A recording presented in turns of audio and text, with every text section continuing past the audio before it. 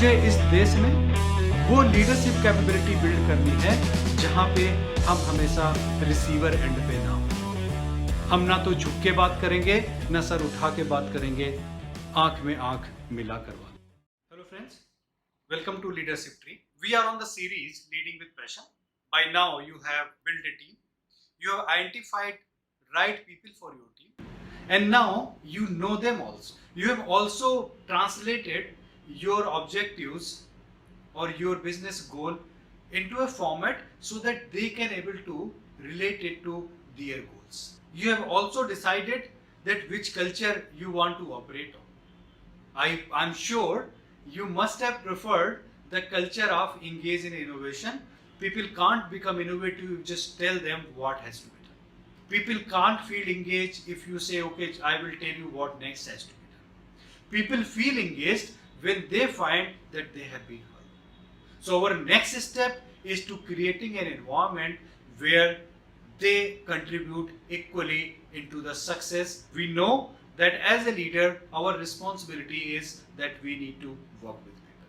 There is no option that we can do anything alone. If you just tell them what has to be done and it gets done, it never happens. It will create more and more burden on us than for everything they will be coming to us as a leader that take a decision. So what to be done now? How you will really get the actual work done? As you know that everybody want to be part of success and they want that their voice has been heard. So what we have to do first is we have to start listening them. So keep your sensors on, just hear what team believes, what are their challenges, why they feel that something is not going to work or something is going to work. So that is moreover an indirect listening where you are ready to listen. When we have taken the views, it is our responsibility as a leader to clarify it, put into a clarity. Because as a team, for them, what we have done is we have created a bigger organization objectives into smaller pieces. That is like individual has got their goals. So what we have to put forward is we have to put forward a clarity that what is expected from them in a short term and long term view. When you put the clarity, the third step is that there may be again some point of debates. People may have their ideas which they believe has to be considered, but it was not articulated well. It was not came to you well. But it is, as a leader, it is your responsibility that all the ideas should be discussed. Create an environment of debate. People should be able to put forward their views so that they agree at the end that this is what is expected. There should not be any pointers where different members in the team have different views on one item. They all should reach to a conclusion that okay, this is what is expected from us.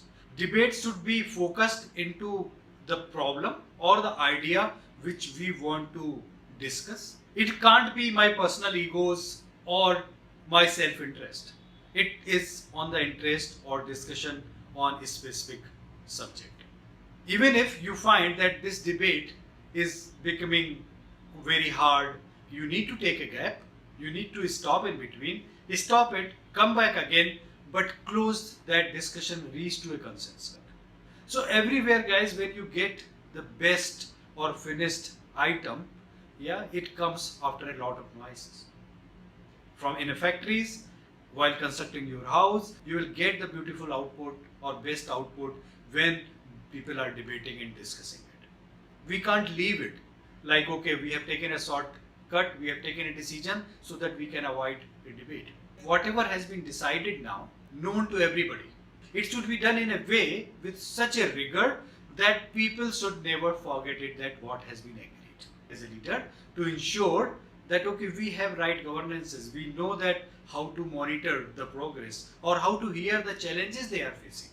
We should be there as an enabler so that they can able to let us know that whatever we have agreed and decided, there is something wrong or there are some problem they are facing.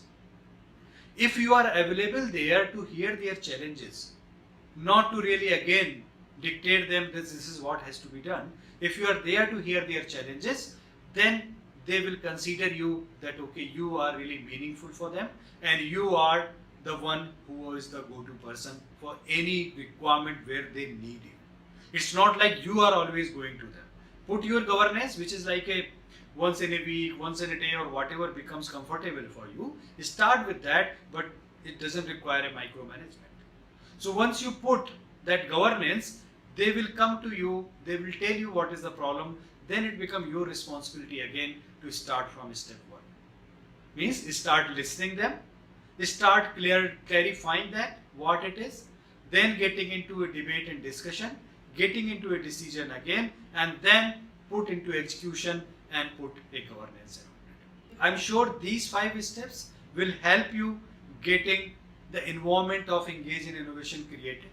But if you still find any issues, any challenges, feel free to comment on this video. Also, let these learnings known to your friends, your bosses, so that they also know how to work and engage in innovative movement. Thanks a lot. Thanks for watching.